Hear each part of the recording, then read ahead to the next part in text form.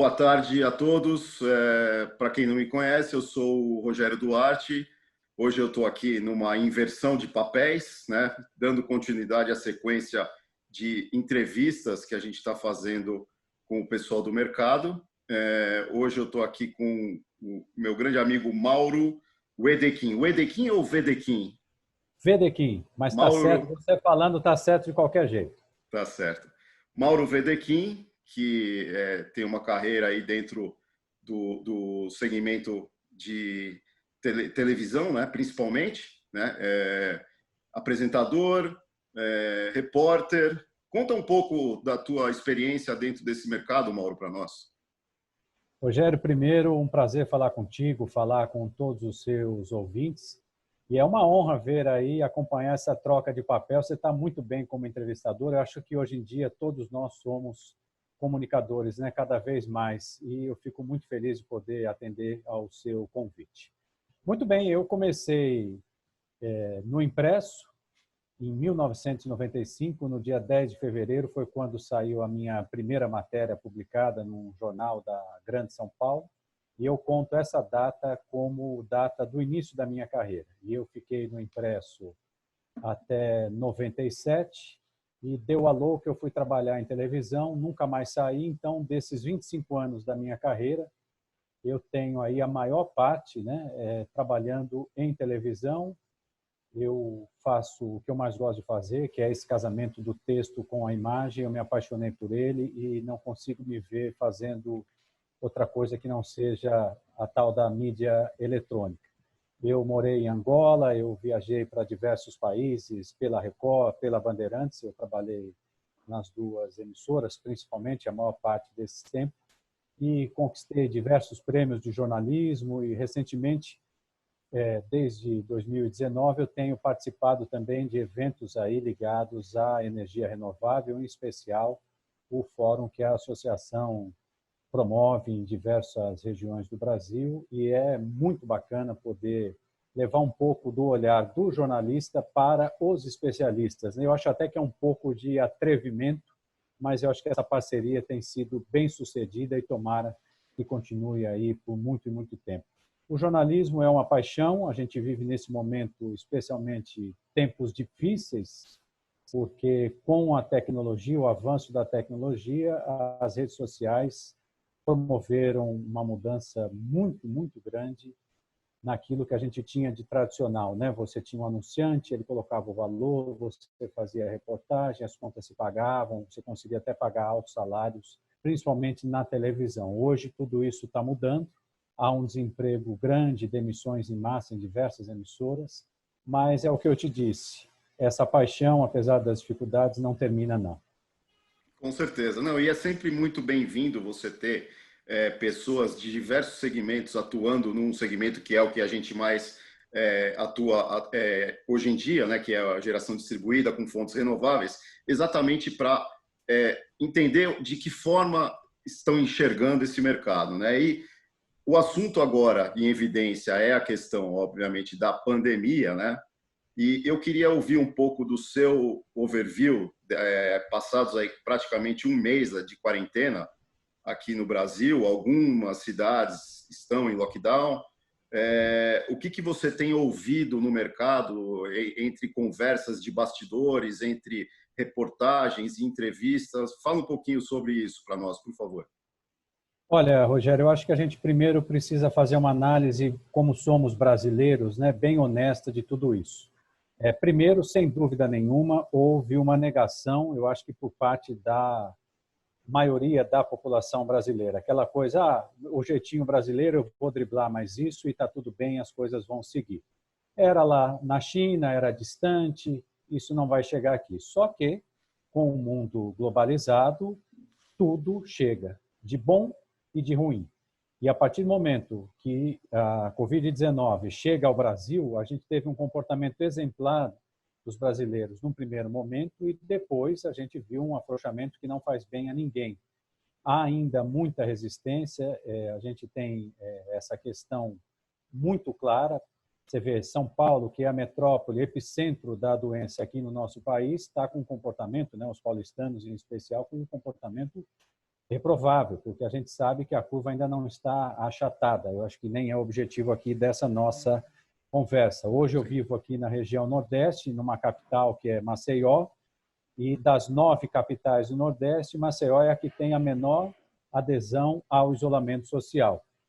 É tudo muito preocupante, porque a gente não sabe ainda. A verdade é essa, o mundo nunca viveu uma questão tão grave, tão séria, e ao mesmo tempo a gente sabe que não é gostoso você ficar em casa sem ter vontade de ficar em casa, além Claro. do mais, tendo necessidades como nós todos temos de trabalhar, de fazer a coisa acontecer. Agora, eu acho que nós temos que nos preparar, porque o mundo vai sair totalmente diferente depois da pandemia. Eu acho que isso eu falo em relação a todos os campos. A gente vai ter que mudar os planos, e quando você fala das empresas, aí eu faço um comentário específico em relação à economia. Eu acho que as empresas também vão mudar. O que eu tenho ouvido aqui é uma mudança. Eu acho que o home office vai ser uma realidade para muita gente, principalmente para aquelas pessoas que estão sendo bem-sucedidas nessa atividade hoje em dia. Agora, para o Brasil, é uma oportunidade de dar um passo à frente, e tomara que seja assim. Aqui, na região Nordeste, a gente tem visto um problema muito sério, principalmente no Ceará, no estado do Ceará, em especial na capital Fortaleza. Quem está nos assistindo deve estar falando, mas e aí em Maceió, onde você está? Aqui, até agora, confirmadas só 5 mortes. É bom, tomara que a gente consiga manter esse número e consiga realizar tudo isso. Agora, a própria Organização Mundial da Saúde diz que nós temos aí 2 anos para, entre aspas, ficarmos livres do coronavírus. Então, é tempo de olhar um dia após o outro, planejar, lidar com tudo isso, mas, acima de tudo, otimismo. Eu acho que o otimismo tem que nos acompanhar ao longo da vida inteira. Claro, agora o curioso que você falou que a adesão ao isolamento em Maceió ela está baixa. E mesmo assim, você tem 5 casos de morte confirmada por Covid na região. Mas também pode ser que seja por falta de testes, que é o que a gente está acompanhando, que está acontecendo no Brasil inteiro, ou por falta de confirmação de que realmente aquele óbito veio acontecer por causa da Covid. Provavelmente deve ser alguma coisa relacionada a isso também. Eu acho que tem vários fatores que contribuíram para isso. Primeiro, assim, em função até da crise aérea, a Avianca que voava para cá não voa mais. E a doença começou a expansão no momento em que a gente já estava fora da alta temporada. Então, você não teve um fluxo grande de estrangeiros, mesmo de brasileiros vindo para cá nesse momento. Isso Antes pode... assim, né? Exato. Pode explicar um pouco. Mas, Claro. de qualquer forma, aquela coisa, né? Tem gente que fala, Deus é brasileiro, mas Jesus é alagoano. Pode ser também aí uma explicação no campo da fé. Tá certo. E tem toda essa questão também da testagem, né? Que a Claro. gente está acompanhando. O governo acaba de abrir um hospital de campanha no ginásio do SESI, que é o maior ginásio poliesportivo aqui do estado, que vai funcionar como um centro de triagem para evitar que o Hospital Geral do Estado receba pacientes aí com a Covid-19. Perfeito. Vamos mudar um pouco, ainda dentro do mesmo tema, que na verdade isso acabou aumentando, né?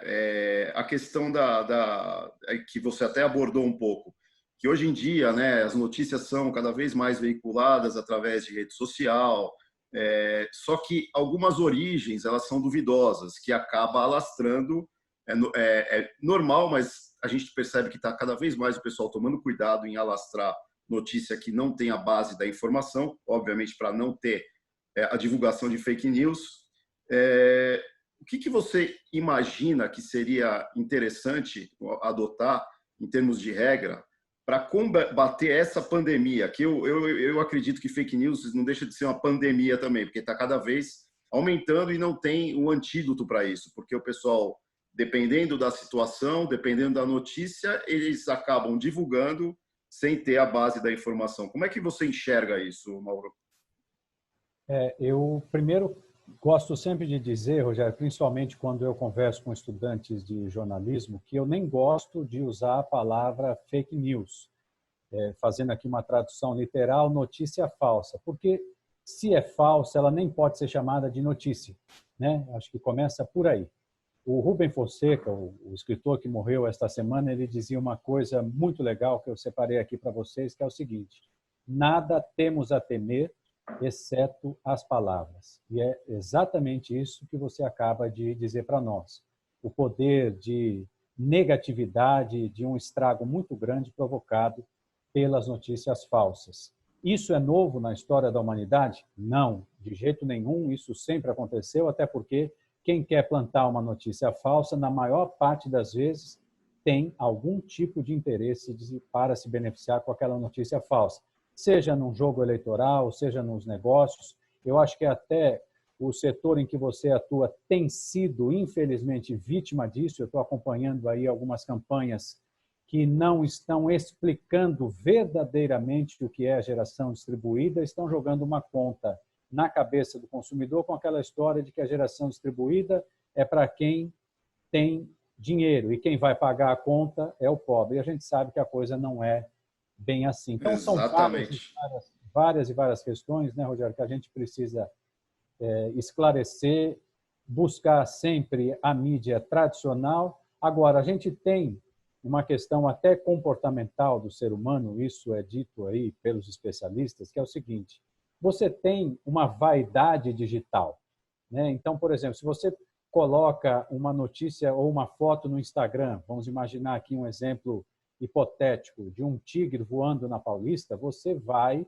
ter dezenas e dezenas ou até milhares de curtidas, de questionamentos, e isso enche, né, a gente, o nosso ego e tudo isso. E muita gente nem está fazendo por maldade, mas, infelizmente, quando a pessoa propaga isso, ela já está ajudando a disseminar um conteúdo que é absolutamente prejudicial a muita gente.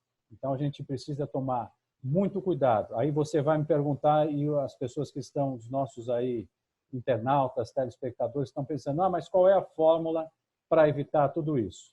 Primeiro, duvide. Duvide. É como uma oferta, né? No início dessa questão toda de vendas na internet, muita gente caiu no golpe porque o cidadão oferecia um Porsche por 50 mil reais. O Porsche vale 500 mil reais.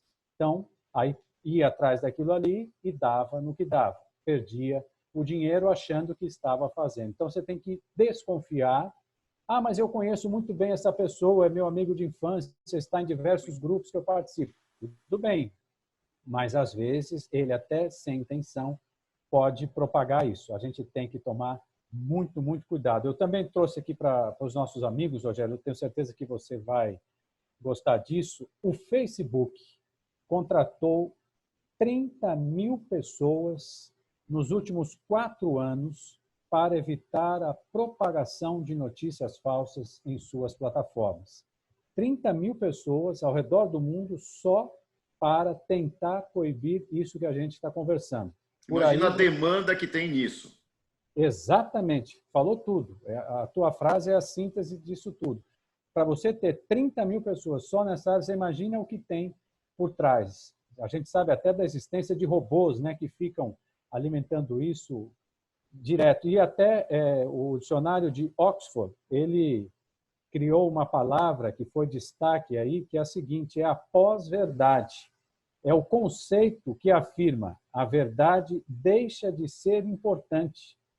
Veja você, que mudança é essa? Quer dizer, você não tem mais a verdade, você tem a pós-verdade que passa a interessar A ou B. Então, realmente, a gente está vivendo um momento de muita preocupação e eu sugiro a todas as pessoas que, antes de levarem adiante qualquer conteúdo do WhatsApp, de e-mail, o que quer que seja, procurem checar aquela informação e desconfiem, porque na rede social também não há nenhum tipo de milagre, Rogério.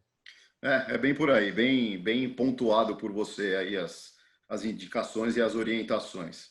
E para a gente finalizar essa entrevista bate-papo, Mauro, eu queria saber, na sua opinião, né, na fase pós-pandemia, que infelizmente a gente ainda não consegue dimensionar quando vai ser isso, quais os setores do mercado brasileiro que você acha que deverão se recuperar com maior facilidade? Olha, Rogério, a minha resposta é, primeiro, eu acho que você vai concordar comigo, é o seguinte, o que acontece quando o coronavírus faz o estrago que tem feito? Primeira coisa, no primeiro momento ele leva as pessoas para dentro de casa e aí a gente começa a acompanhar fenômenos ligados à natureza. Vou citar alguns. Primeiro, o céu de São Paulo limpo depois de décadas. Nós vimos aí milhares de pessoas postando fotos lindíssimas do céu de São Paulo. Há quanto tempo isso não acontecia?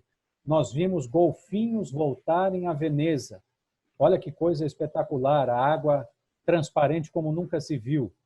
Nós vimos os indianos conseguindo enxergar o Himalaia da Índia, o que era uma coisa que há décadas também não acontecia. Parece até que alguém, desculpa te cortar, mas parece que alguém está querendo mandar alguma informação para nós por aqui, né? Exatamente. É bem isso. E olha que interessante, as imagens da NASA, de satélites da NASA, mostram claramente a diminuição na emissão dos gases poluentes. Onde eu quero chegar? O seguinte, está provado por A mais B que o homem não é maior do que a natureza, o planeta é maior do que o homem. E aí é que eu acho, e digo melhor, tenho certeza que aquelas iniciativas no campo econômico que tenham sustentabilidade como mote, que é o caso de vocês, vão prosperar com tudo. Porque, como eu disse antes, a relação das pessoas com o mundo passa a mudar, independente do que aconteça, vai mudar. E a natureza é que está nos mostrando isso.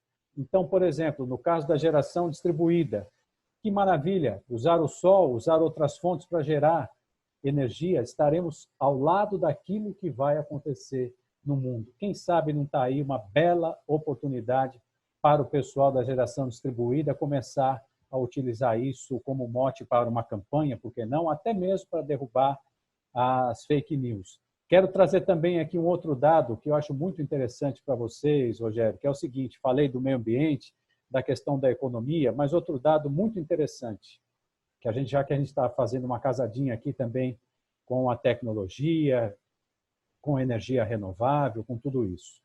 Hoje, na América Latina, 66% dos pequenos e microempreendedores dependem das redes sociais para conseguir existir. Então, isso é muito sério e por aí também a gente vê a importância, a magnitude das redes sociais nesse contexto. Então, a gente tem que encontrar um meio termo para propagar a notícia verdadeira, bem produzida, límpida, checada, das fake news e fazer um bom trabalho. Eu acho que esse é um pouco do caminho. E outra coisa no campo da economia, Rogério.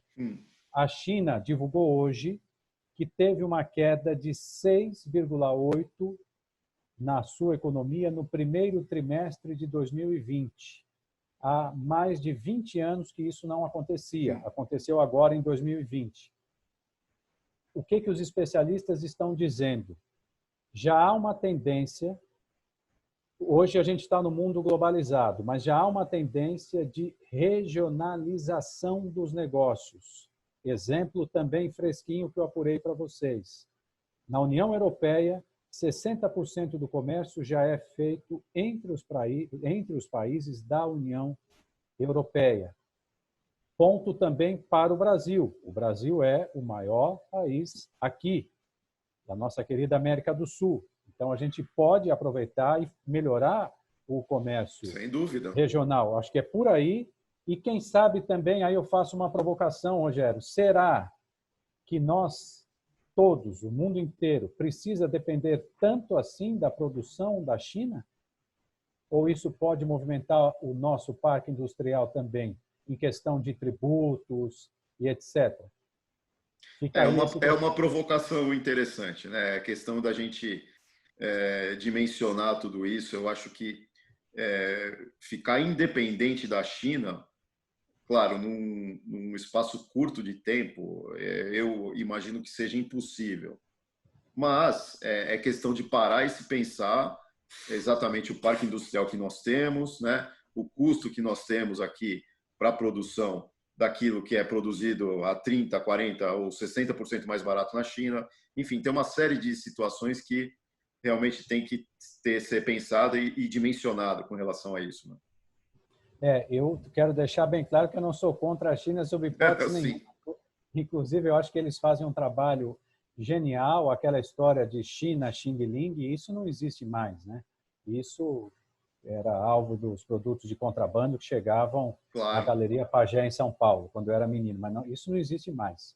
Agora é um trabalho muito sério e a gente admira e depende deles. E eu acho que a globalização não vai acabar, não, muito pelo contrário, ela vai continuar.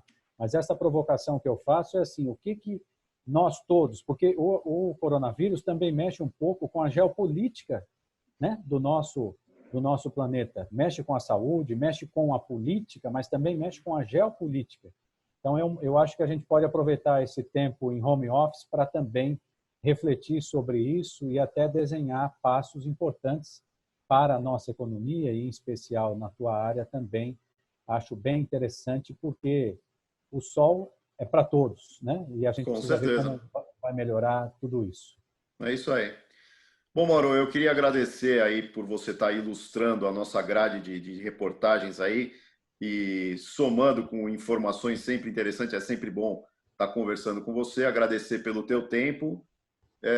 E com isso a gente finaliza essa reportagem. Espero que eu tenha atendido a necessidade de todos e estamos por aí. Logo mais a gente vem com mais entrevistas aí para todo mundo. Obrigado, Mauro.